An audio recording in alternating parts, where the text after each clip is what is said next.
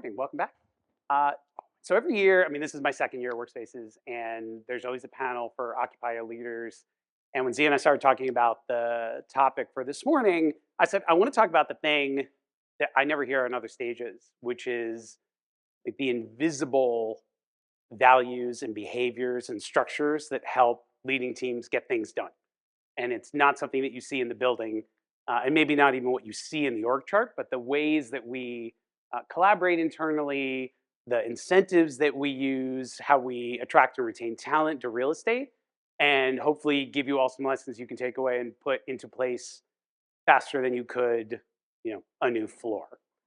So I'll open oh, sorry, I'm Phil Kirschner. I didn't even say that. You're going to hear from me twice today, so I'm giving you the media introduction.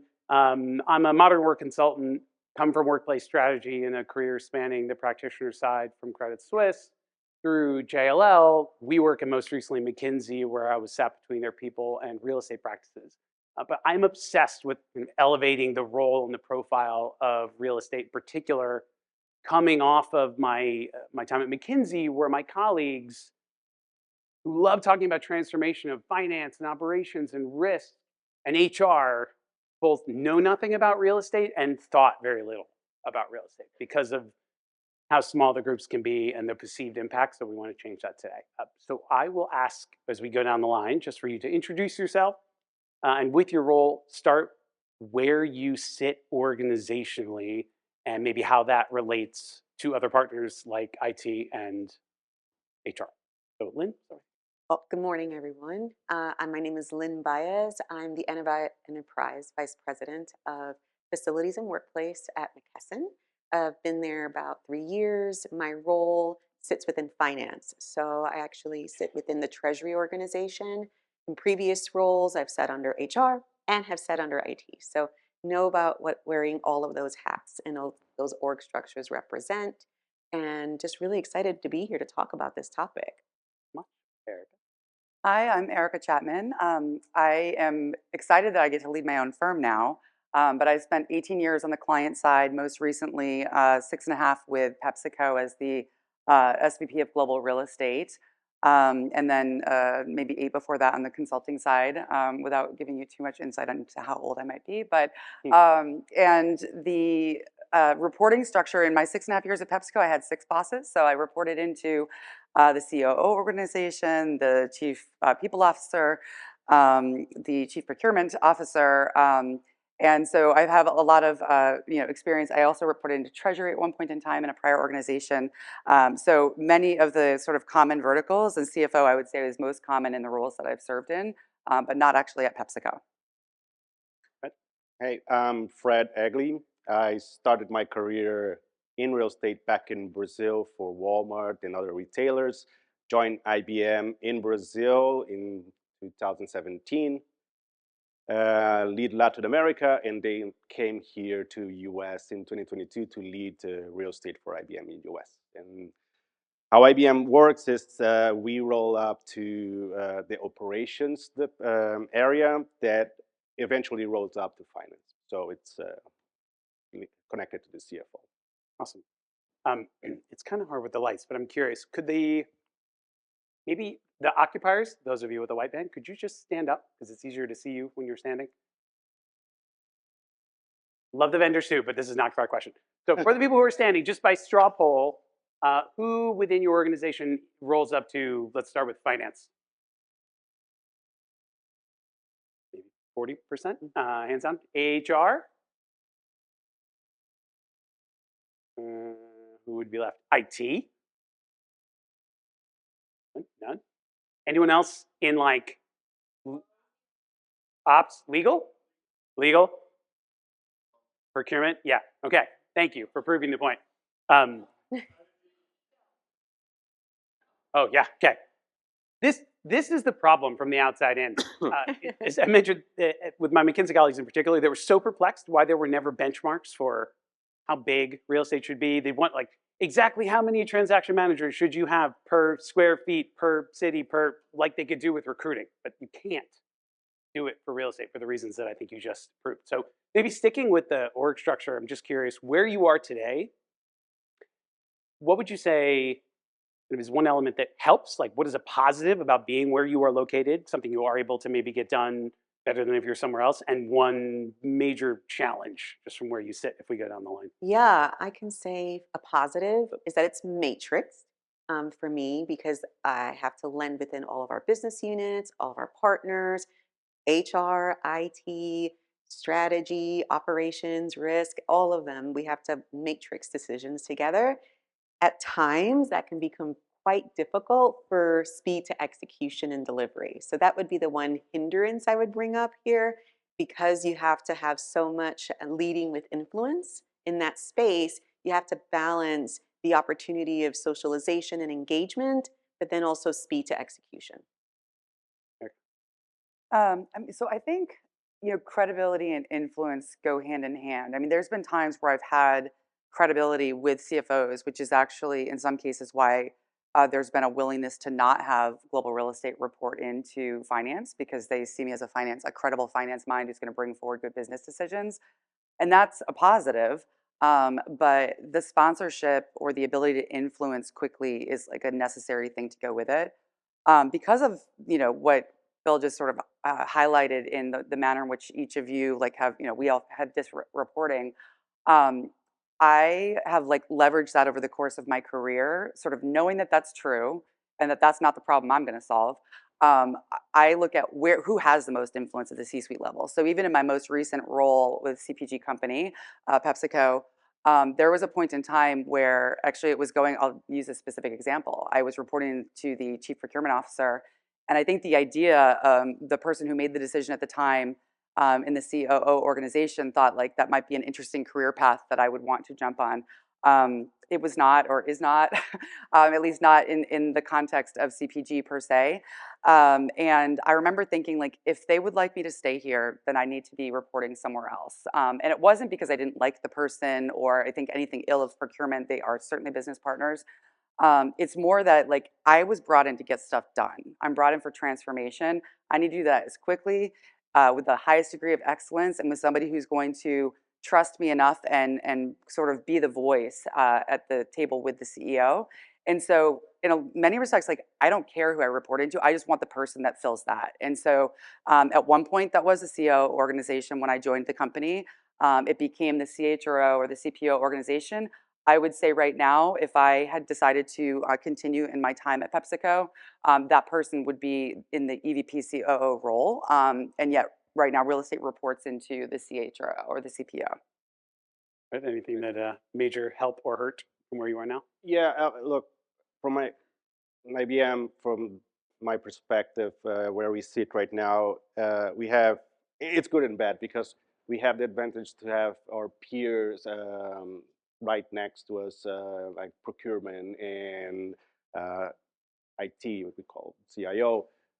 They are in the same team. So it's good for us when we are presenting something and we are all aligned on that. But at the end of the day, we need to deliver a service for the business units, and they are the one paying the bill at the end of the day. So we are trying to migrate a little bit more to the business unit side than just as a operational department because they need the space. And as we discussed in the past, I think we need more and more spaces with the purpose than just an office. So having these connections with the business unit is essential for us. So we are trying to migrate to this model. It's hard to answer because we have a lot of business units in the company, but we need to be more in touch with them to deliver a better service. Yeah. Eric, just on your point of like wanting to report to the person who has the power, is influential, have you seen maybe in just the last 5 years, like who's got the bag change? Give me the center of influence just in the arc after COVID or with AI and the current like economics. Who seems to be the louder voice in the C-suite that either you want to report to or you're seeing as an ally? I mean, I think like if you step back and look at like who owns the workplace, right, as the question, right, then what I think is like, why do we care? Right. Well, I can tell you why at least I can tell you why I've cared. It's like when a leader comes to me and says there's something that's a problem in the workplace and it's impacting the culture or it's impacting hiring. That may be true. It might not be true. Could be a leadership. It could be a host of other things. I definitely don't sort of anchor on that. But I care because if you're going to say that I have responsibility for the workplace or workplaces, and within my most recent role, that included frontline, massively so. 93% of the 200 million square foot portfolio at PepsiCo is manufacturing and distribution, so it matters a lot. And so when somebody says, Erica, you're responsible, but actually you don't get to really make all the decisions, or you're not really, we'll tell you when we need something for you to do, but you also own everything. That is incongruent with the ability to actually be successful personally or on behalf of the team. And so like the why around who owns the workplace matters in the context of like, I want to add value and be successful on behalf of the company and the team that I lead. And so like, let's really talk about what that ownership means. And if I own it in this context, then this must also exist. So when to sort of more specifically answer your question, when I look at like the leader that has influence, it's like, you're telling me you want me to do this. I need the person who's going to give me that sponsorship and make it the sort of path to accomplishment every single time as sort of easy as, like, maybe not easy, but as efficient as possible. In the years on. Again, coming back to the business unit discussion, I think at the end of today, they own the real estate in our point of view, because even if we're having discussions on portfolio consolidation and having an overall view of the portfolio, if this business unit needs this for a specific reason and is able to justify it, and normally when this is escalated, they are the one winning this fight because they are bringing revenue to the company or a new client or a new lab for a new technology. So today they own this real estate, which is not great because they have their own view of only their business unit. They do not have an overview of the entire portfolio and how can we optimize this. But what we are discussing, and I don't know if we're going to change this or not, is maybe we should not charge those business units anymore. Maybe we should charge on the bottom line for the corporation. So we, real estate, will be the owners, and the business units will have to present a case for us to understand if it's feasible or not, or if we're going to approve this or not, or even if we're going to consolidate this into another operation that already exists. So a lot of things that we are discussing, but today, to answer your question, who's paying the bill is actually who's running the show. Yeah. You want to? Yeah, I just wanted to add to that. And I think who pays the bill really dictates a lot of the M&A that takes place within all of our entities that we've worked for before. That pace of the new product, new service, new mix that you're going to be bringing in, being able to be nimble enough to say, I'm going to have my midterm and long-term strategy available so that I can do almost in-house sales service to these different entities and business units, making sure it's marketable, making sure that all of your partners see the value that it's bringing, helping them on that journey so when they're going to other voices, they can influence in a positive way the strategy that you're delivering.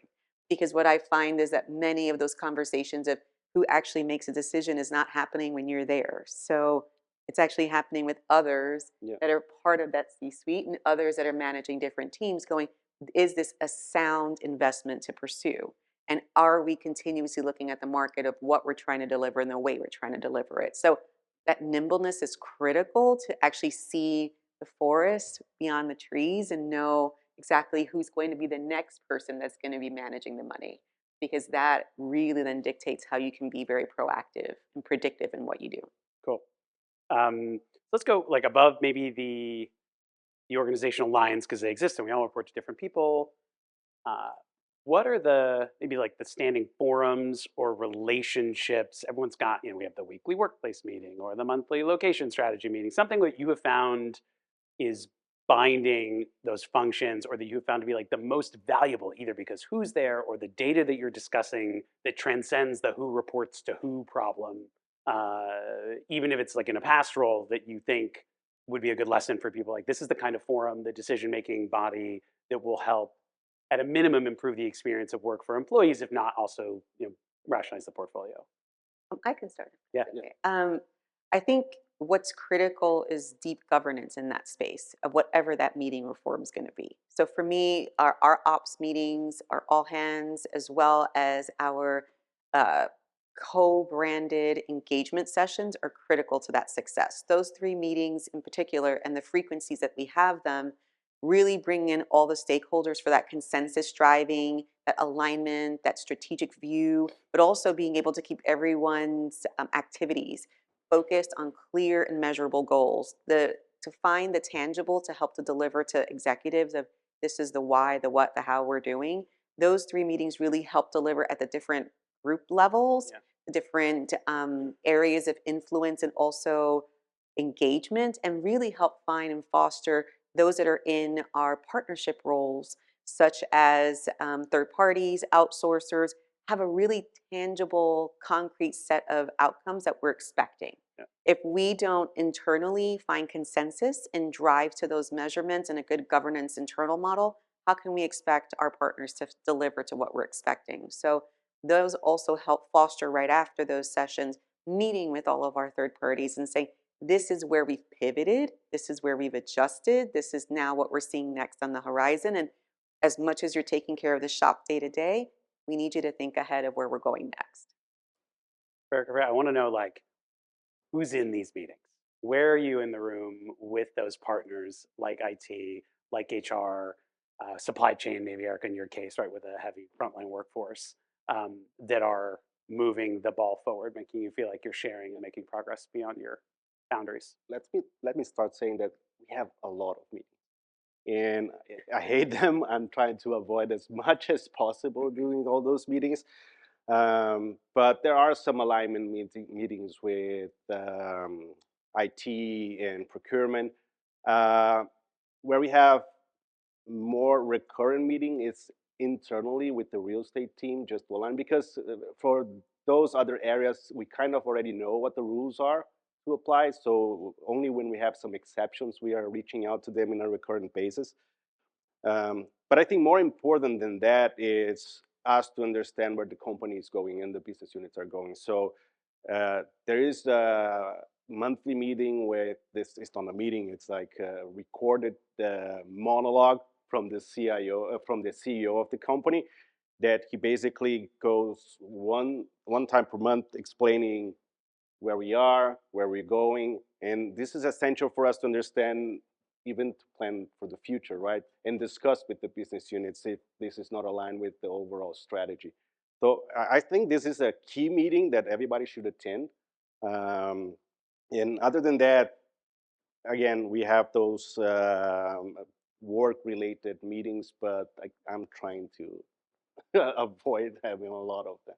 Yeah, We have systems that can communicate, because communication is the key, right, for all those meetings. We are basically communicating to the others what we are doing and when we're moving forward and making some adjustments on the strategy. So if we are able to do that without those meetings, I think it's better. are you? I mean, too many meetings. Yes, everybody. Good. Yeah, but fun fact, 2022, well, it's still McKinsey, the most popular article that they wrote globally was called "When Will the Pandemic End?" That one made sense. And the second most popular article for the entire year globally was called "If We're All So Busy, Why Isn't Anything Getting Done?" And it's about meeting culture. It's a problem. I'm just curious, like, are you, what are the specific tools maybe you are putting in place to get yourselves internally out of some of those meetings and using more systematic updates? I know you guys are exploring like Copilot and to just try to reduce your meeting load practically so that you can be more strategic and focus more on like the information dissemination within your team. Easier said than done, right? Yeah. But but first of all, even before any tool, it's empower the employees, right? Because if our micromanaging, no tool will work at all. So, but can I sell the product here? We are using Tririga, IBM product, so it's very efficient. I think we have a salesperson here. Sorry. But anyway, and not only that, we are using Copilot and all the Teams capabilities. So I'm not saying we are there yet, but we are experimenting with a lot of those tools. Yeah. Yeah, I'll just say that we spent a full year for every employee at McKesson going through digital literacy. I think it was very important to know the baseline expectation of the firm you represent. And they expected every frontline worker, every person on third shift, every person in any DC, warehouse. This is the digital literacy that's going to take you forward. And I think setting that appropriate set of expectations over the last year and a half has helped then foster AI engagement in every part of what we do. And it's now a mandate in our firm to really look at not only utilization of AI, but how we can help drive that value back into the business and all the businesses we serve. So it really has been a game changer for us. To your discussion point about meetings, really our meetings now are about collaboration, engagement, finding those gray areas and solving to those, because the ones that are in black and white, we already have an automated way of gaining that success factor. Yeah. So I think it's really changed the dynamic significantly of how we behave as a culture. Also, it changed our real estate profile quite a bit, where we're not in a traditional office hub and spoke model anymore. We've reduced about 60% of our portfolio in that space, and now converted most of it to meeting and event space, so that it sparks and ignites innovative solutions versus just being in meetings. Amazing. Sticking with the maybe digital point, I want to ask about data, and maybe two-part question, Erica. Maybe start with you. What metrics really have you seen kind of lead to better executive decisions, and has that changed maybe over time? And by extension, information that you either have had as a real estate function or wish you had access to in order to show up differently in that room with the executives, for them to look at you with higher value, right? Like, this isn't just about my office, my cost per square foot, but the real estate team has something that is valuable to us as a business. I liked your other question better. Feel free to answer that one too. Yeah. So, well, and then you know me well enough, but in this case, the audience doesn't necessarily. So, the best meeting, because I can say that one quickly, is one that's not about real estate, and it's with any topic that is core to the business. That's the best meeting. Get in those meetings, whether or not you're invited. Find a way. And then if you are a leader who has control over meetings, don't allow wasteful meetings to happen. It's a burden to your team. That being said, so I'm brought in I've served 5 different client companies in high tech, biopharmaceutical, retail distribution during a recession, no less, and most recently, obviously, CPG. And so I learned business very quickly, and what I found in all of those roles when I was brought in for transformation is that real estate decisions, and in some cases business decisions, real estate decisions are not business decisions. That was one thing that was consistent, which is a terrible thing, because in most cases the real estate doesn't have a purpose but for the business. And so the second is that when I would say, well, how do you make decisions? It was egregious in some cases how things would get done. And as a result, there's an extraordinary amount of waste in corporate, which I'm sure many of you would agree with, that's buried silently, especially or quietly, when companies are very profitable and high growth, and then it's the target when they're not. And so in that vein, when I think about like being in front of C-suite and the C-suite and making a recommendation on a business decision, I'll be very clear, I never make real estate recommendations, ever. Like, not anymore, and I haven't in more than a decade and a half. And so I look at what's happening in the business today.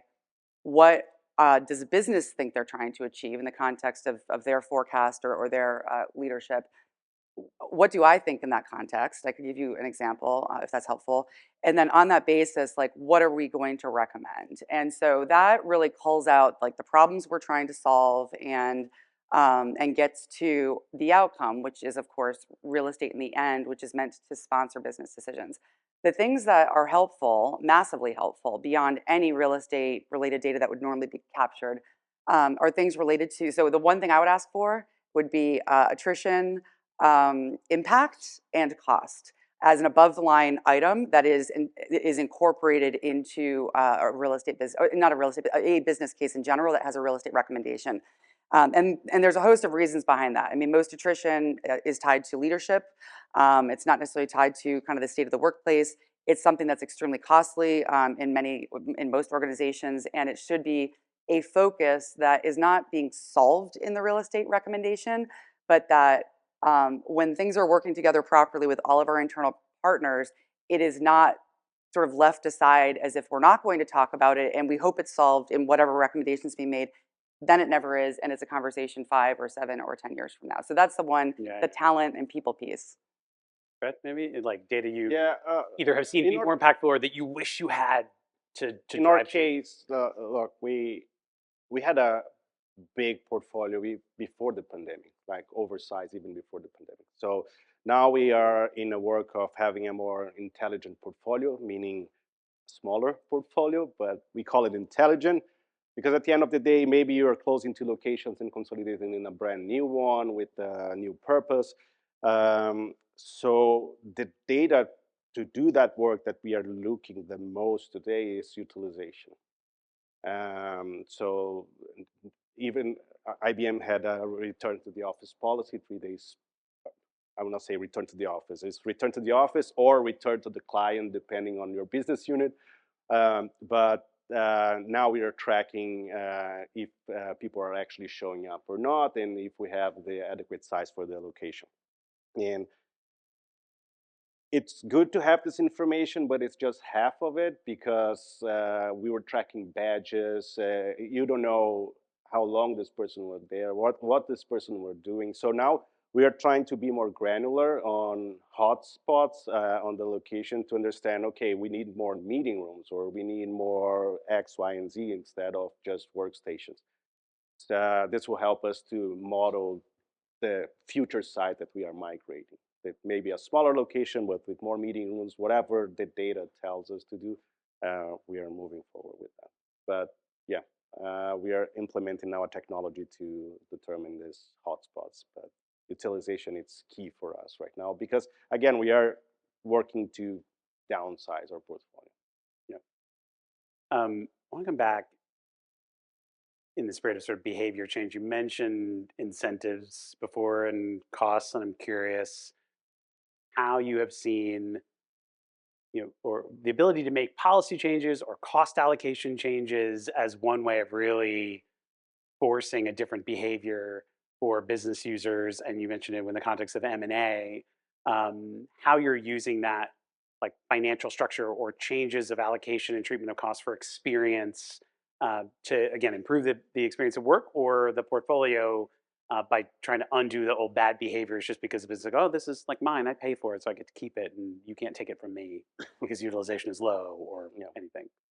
I can start with, I think we've shifted a lot of our business cases modeling to support purpose as the first intent. So if we are going to adjust cultural norms, cultural behaviors, intended goals and outcomes, that's where we start. And then we build the model around it. And I've seen that take place quite a bit over the last 18 months where we could have had a traditional office, give all the same amenities, give lots of great snacks when you come in. But we found that people really were interested in very different things. They were interested in casual collisions and being able to then spark ideas and creativity. They were very curious about what other organizations were doing and other business units and other teams. And it really helped foster for us collaboration weeks versus a traditional RTO. We said, let's talk to all of our most executive leaders of when, why you want to be where you want to be, and let's build the environment to circle and foster that behavior and gain executive leadership alignment across the board as a steerco was pivotal to that success. Finding that executive buy-in, not just from one business unit or from one team as a steerco, this is where the next 18, 24, 36, 48 months is going to look like. And that helped foster right out of the gate some very strong decision making in different countries and different modeling that we were doing for reduction of square footage, but also leveraging the square footage in a different model. So we've turned into a landlord quite a bit in many places as well, which has been an interesting environment to be able to talk about the analytics of what that value generation represents there, but also aligning their new cultures and their new beliefs and what they want to use the square footage for. So being able to be as flexible in wearing as many hats as possible to help foster that speed to cultural norm. So for us, purpose leads the way. You know, I know you hinted on the incentives before, the specific. Yeah, and I mentioned this already, but I think the sending the bill is a powerful tool, or who's paying the bill is a powerful tool, especially when you go in a company that has all those different business units and different revenue streams. So if you go to sales department or consulting, real estate does not represent a lot on their bottom line, so I will not say they are responsible, but I will say that they are not looking at this as we are an overall company. Um, so removing this decision making from the business unit to real estate will go a long way for us to be able to have the proper portfolio in the future. Not signing long leases, as we spoke a little bit about earlier, leveraging space as a service for temporary contracts, because everybody gets so excited when we are signing a new contract and we renew a new location, but normally real estate is looking for the long run. So we know that 5 years from now, maybe we'll have an empty space and we will be stuck with the space for some years, right? Yeah, and that gets to something I know that we talked about in advance. Real estate is built around sort of certainty and longevity and things being fixed, and a lot of people who are justifiably motivated by, ooh, we get to build a big new thing, and it's going to take a long time, and it's going to stand a long time. And you look at it, go, look what we built. But now, like Dror said, everything is nonlinear and unpredictable. And when you are leaning more into something like flexible pools of occupancy, it's a fundamental identity crisis for a real estate group to go, right, nothing is predictable now. And what if we were running a machine where people were almost like paying every day, deciding, I want to go here, I want to go here. What if Anna Levine in the audience inspired a thought exercise yesterday of like, what if your business literally had to pay every day to come into your own office? Meaning if they didn't, they could keep the money somehow and like do something else with it. And like what kind of behavior would that generate? I just thought that was a fascinating thought question. Like, would they pay? And if not, what would they be using the money for? Yeah, I mean, it's interesting. I think, like, in my view, in some cases in the roles that I've served, it would invite a different type of bad behavior, in part because many leaders that I've worked with and for or on behalf of, for better or worse, do make decisions that serve them. And so to this day, I will not, even up to my CEO, my previous CEO with Ramon, I've said no to him. I won't prosper or move forward a recommendation that ultimately would go to CapEx that is predicated on one or even two people's decision. Because I'm sure the real estate heads in here have all inherited somebody who decided that a tertiary market with a 15-year lease at something that probably wasn't a market rate was a good idea. And then we have to kind of solve for that. And that usually happens where there's one person who is a strong advocate. So I worry about those decisions for that reason, unless you're really going to have somebody who's thinking on behalf of the whole. Kind of to your earlier like comment about, and I don't like this is not an incentive piece per se, and I won't start with the business side of the story because it will be too long. But when I served at a high tech company, there were two sort of cost oriented like components of this headquarter conversation and consolidation. And one started when I joined, and they said, you're inheriting this conversation. There really hasn't been much progress. We need 1.2 million square feet to bring all these like people and buildings together in a very, very expensive area of New England and the little Silicon there. And so my reaction wasn't like, okay, let me run out and go find 1.2 million square feet with all of my partners. My reaction was, why? How do you know?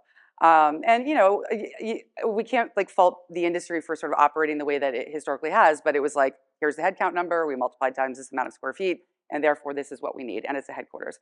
I can tell you what the need actually was based on human behavior and what human behavior was doing, and this was pre-pandemic, because believe it or not, we actually worked in hybrid fashion before the pandemic. You don't say. And the real need was for 650 to 680,000 square feet. Well, I can tell you for a founder CEO, that recommendation didn't land easily or quickly in the recommendation, even though it was the right one, and it is where we landed as the spoiler alert. But the second piece of this, and this was a little bit of one of the pregame discussions we had, is I went in with like what was a bulletproof, in my view, based on all the data. And as a technology company with engineers that work with data, there is harmony between emotion and feelings and data that needs to be thought about in the capacity of our collective roles.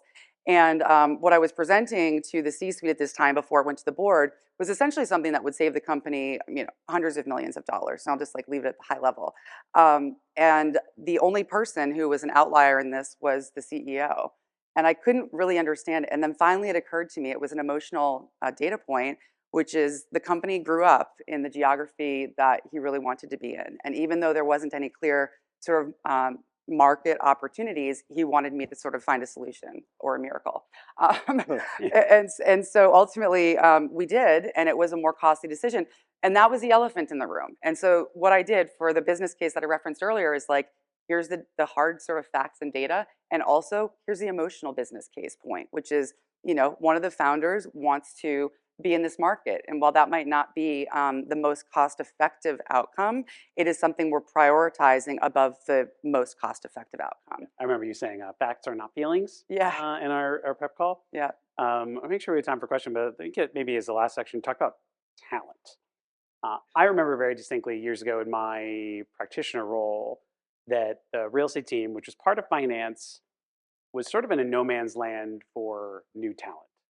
The finance organization had, university pipeline, new people coming into accounting or treasury or operations, and IT had a very heavy talent pipeline, which is how I entered the bank. But like real estate got nobody. Like getting an intern was hard. Getting a fresh grad through a program felt impossible. So I'm curious, like where are you seeing talent come in? Do you have access to sort of campus recruiting programs to the extent that the organization has it? Because I'm a believer that like, to undo all of the legacy ways that we think about real estate for the future that Drew described, at least in part, we need different people with different mindsets to want to be in real estate to push our capability higher. So maybe just to go online, like, do you have campus recruiting programs, and where are you seeing talent coming into your team, or do you have to go kind of find it yourself laterally? Great question. For us, we are doing it in two-prong approach. So we just signed with a new outsourcing partner, and it is part of their mandate when we went to market to say we want the best talent in the market, and we will fund and support fiscally as well as operationally you going out to college campuses, other areas, also trades, and seeing what else is happening, and specifically the hospitality market in a lot of spaces for us. So when we went to market with that as a request, people thought it was a nice to have. And when they came back and didn't get shortlisted, we helped them understand, no, it was a requirement. So I think that's one area I would definitely bridge with these groups. You don't have to do it all yourself. You can definitely leverage your partners to get that done.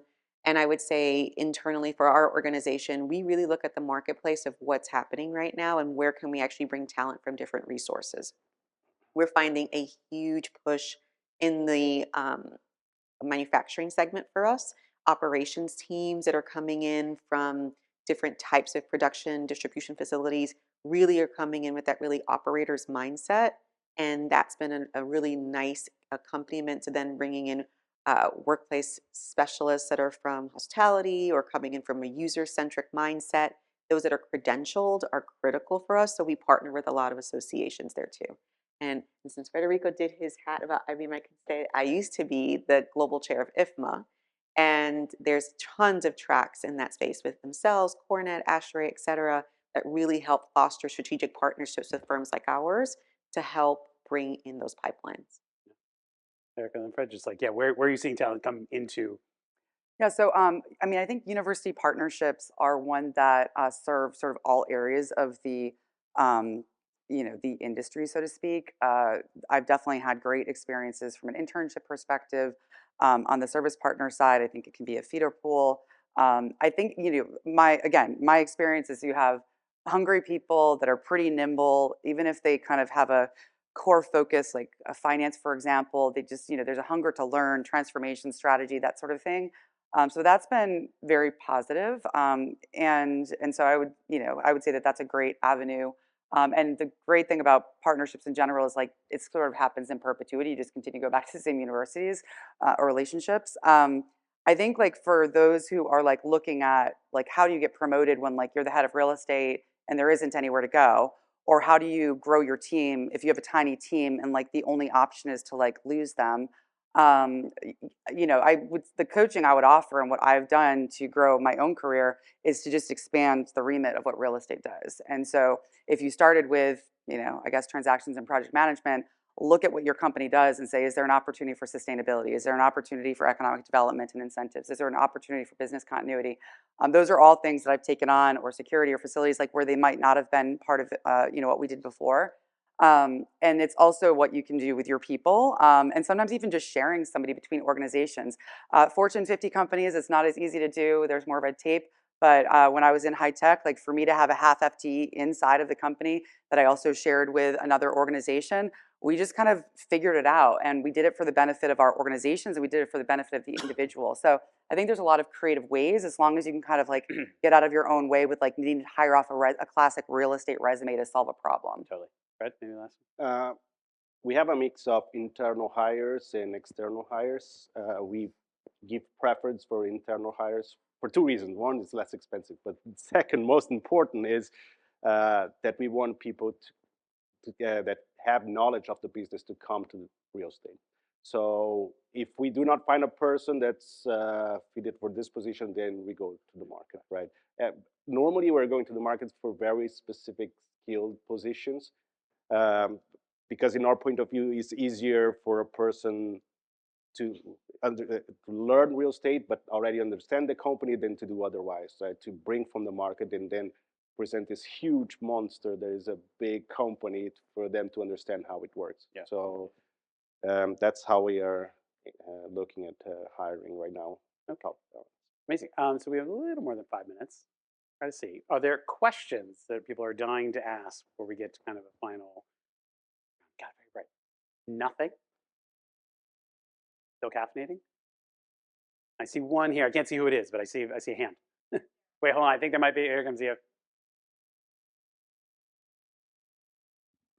Hi, Sarah Anderson, Genentech.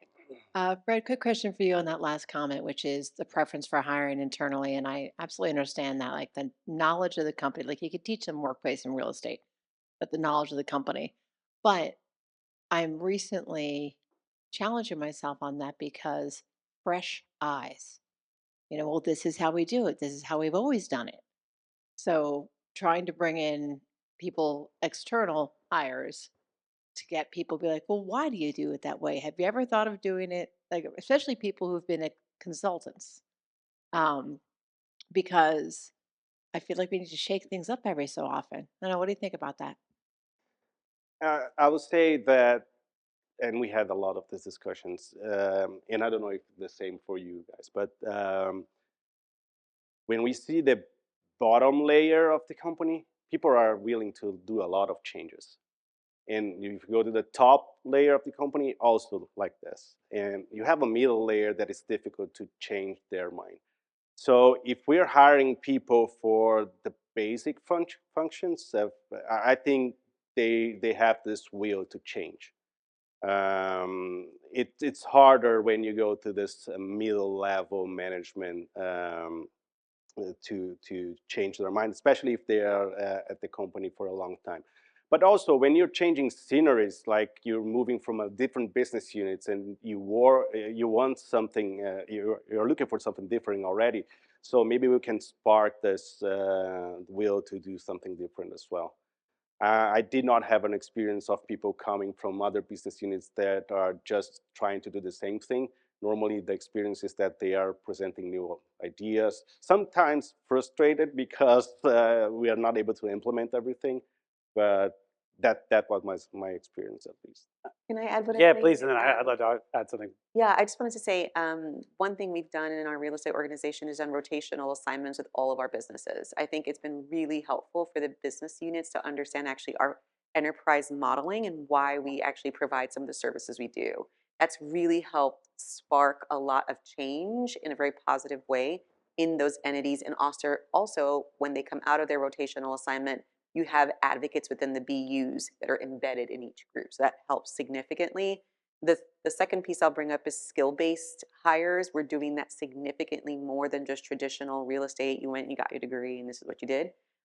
We really are looking at what we can leverage. We want a lot more multifaceted tools in our department versus singular driven middle layer leaders. So it's actually a company mandate now that I get to do this role for a while, and I get to try some other things very soon too. So I'm really excited about that. Yeah, I love the idea, sort of like bringing ideas from the outside. And I think you go ask like your partners in finance, in HR, IT, corporate strategy are much, much, much more likely to have access to fractional pools even of ideas from the outside.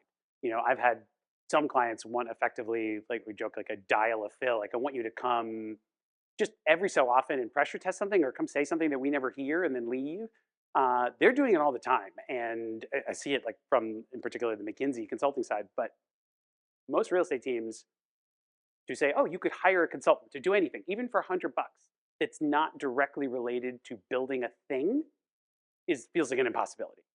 So whether it's fractional FTEs or rotational programs, or even having full-time embedded resources from one of the service providers, someone who is in other rooms that you're not, like anything you can do. But I would go find in your org, like whether it's coaches in HR, like how are you tapping into people fractionally that don't work for us? And like, how could I do that too in a way that's not asking for millions of dollars of CapEx, right? It shouldn't be that much to get new ideas in the door. Any other questions? Also, you have to yeah. instigate this person to search for new ideas, etc. So maybe this person was in another department and not willing to, or was not allowed to implement new ideas, etc. So that's why she or he was stuck there. And then when you move to another department, you can instigate and spark it. Totally. I see you running somewhere with a microphone. Yes. Yes. Okay. Hi. Just I don't like the mic. All right. So this is a bit of a devil's advocate question. So follow my train of thought here. Okay. You can argue it either way, but I'm sure we've all surveyed employees before, right, on their ways of working and like a new way of working that's coming. And certain teams are like, no, we're special, right? Like we can't work in this way that you're proposing. We're special. Do we think that like real estate and workplace functions are like a special function? So, and is that because of all the key stakeholders that have to come to the table? You know, like, and sometimes we talk about we procure things differently, maybe than IT, right?